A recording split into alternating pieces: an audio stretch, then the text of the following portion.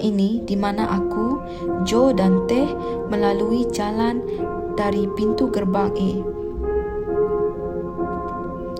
Untuk pengetahuan pembaca, UiTM Puncak Alam mempunyai 2 pintu gerbang.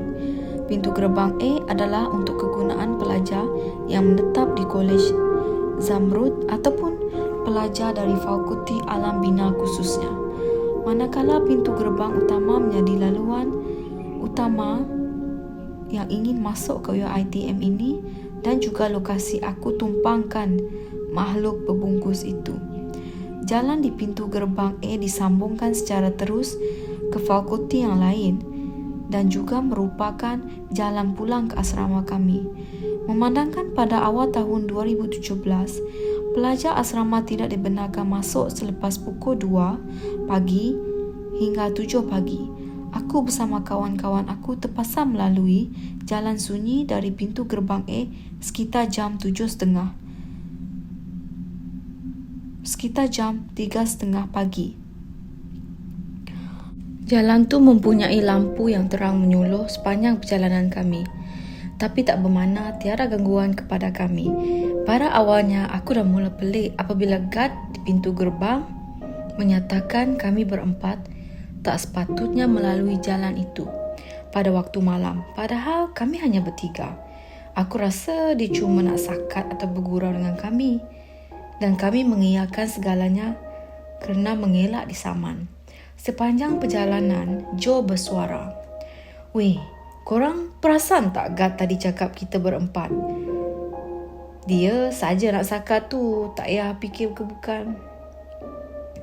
Nak sakat pun tengok-tengoklah. Dia ingat lawak ke cakap macam tu malam-malam ni?" Joe terus menerus bersembang di sebelah aku. Aku hanya mampu mendengar celoteh dia. Teh pada masa itu sangat diam di belakang aku, membonceng dan menundukkan mukanya. Aku menegur Teh dan seakan dia terkejut dengan panggilan aku. Teh membisik di telinga aku, "Nas, kau tolong laju sikit, suruh si Joe tu stay kat belakang kita." Pelik dengan permintaan Teh, aku melajukan motosikal aku dan bila aku memandang cermin sisi, ternampak seperti ada sesuatu membonceng motosikal di belakang Joe. Dia perasan aku melihatnya. Lalu dia melambai-lambai tangannya berkuku panjang kepada aku. Hati aku berdegup kencang dan kawalan motosikal aku mula bergoyang. Aku cuba tak ambil tahu kewujudan makhluk tu. Tapi apabila Joe melajukan motosikalnya dan cuba memintas aku, jelas di hadapan mata aku susuk tubuh berkain putih lusuh di belakang Joe. Kainnya kotor dengan kesan tanah dan rambutnya tidaklah panjang. Tetapi tangannya panjang. Terlalu panjang sehingga mampu diseret atas tas. Sekali lagi dia melambai-lambai ke arah aku dan memanggil aku supaya berada di sebelahnya. Bila aku cuba membaca apa-apa bacaan, tidak kira ayat kursi ataupun ayat penenang hati, dia memusin kepalanya kepada aku dan menunjukkan mukanya yang hodoh dan menegus marah. Mukanya putih seperti mayat. Kelihatan seperti ulat bergerak-gerak di keliling mukanya, tetapi mempunyai mata hitam bagaikan tiada biji mata. Masih terpahat di memori mulutnya penuh darah pekat mengalir. Bila dia membuka mulutnya, sejurus tu tercium bau hanyir. Apabila aku menghentikan niat aku,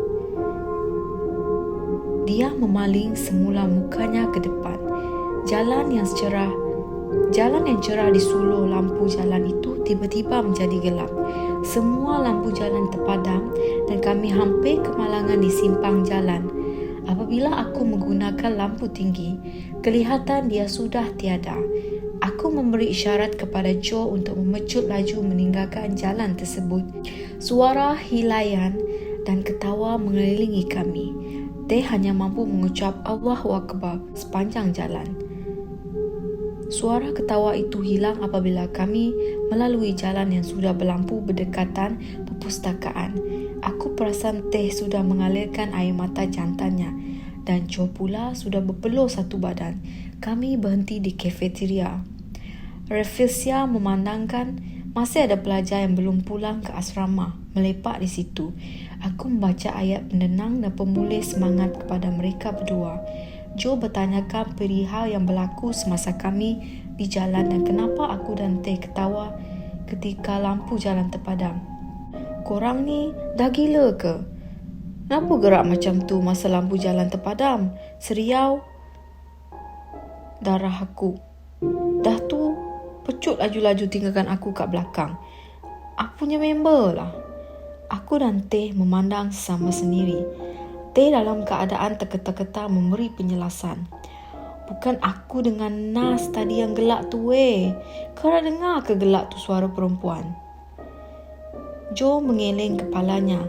Dia beranggapan kami mahu kenalkan dia. Aku sebenarnya panas hati dengan Joe. Kerana selepas dia memintas aku dan makhluk tu berada di depan, Joe sengaja memperlahankan motornya dan mendekati aku di belakang. Rupa makhluk itu asalnya kabur, menjadi jelas di mata aku. Pada aku, sesiapapun yang berada dalam situasi pasti akan cemas dan berkemungkinan terus pitam. Tapi Alhamdulillah, aku masih diberikan kekuatan bersemuka dengan makhluk itu. Betul Jo, bukan kami yang gelak tadi. Lepas kami gerak dari pondok gatu, aku perasan ada benda kat belakang kau. Masa kau dengan Nas sembang atas jalan, dia duk pandang aku. Aku suruh Nas bawa laju, biar kau kat belakang sebab aku tak nak tengok dia. Masa kita sampai kat library tu pun, aku dengar suara dia panggil. Aku balik ke jalan tadi. Jelas Teh. Teh meminta aku untuk menceritakan hal sebenar kepada Joe. Tapi aku membuat keputusan untuk mendiamkan diri sebab aku tahu Joe merupakan seorang yang langsung tak percaya akan benda-benda gaib. Tidak guna aku cerita dengan penuh ketelitian jika dia menganggap itu cuma hayalan semata-mata. Aku berpesan kepada Teh biar perkara ini dilupakan. Riak wajah Teh hampa dan dia mengambil keputusan untuk pulang ke asrama. Keesokan harinya, Teh demam panas dan tidak mengikuti kuliah sepanjang minggu. Biliknya sering didengarkan ayat-ayat suci Al-Quran. Tujuan aku berkongsi kisah seram aku bukanlah nak takutkan pelajar kat UiTM Puncak Alam maupun orang lain yang ingin menyambung belajar di sana.